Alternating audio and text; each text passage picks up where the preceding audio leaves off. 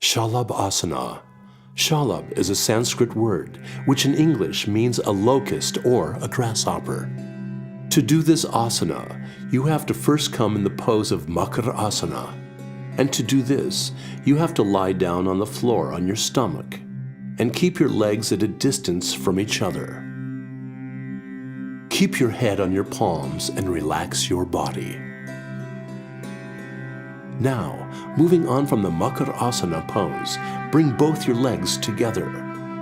Now, position both your hands close to your body in such a position that your palms point towards the sky and your chin rests on the floor. Taking a deep breath, lift your legs up from the ground with the help of only your pelvic muscles. Lift your legs up only to the point till you can, without bending your knees. You can take the support of your arms to keep your legs in the air. This will help you keep your body steady.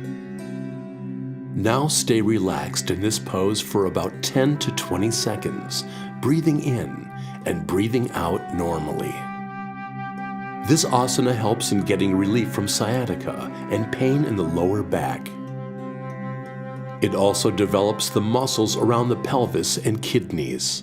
Doing this asana regularly helps reduce the fat on the thighs and also helps in reducing one's weight. This asana is beneficial for our stomach and is also known to help in the digestive process.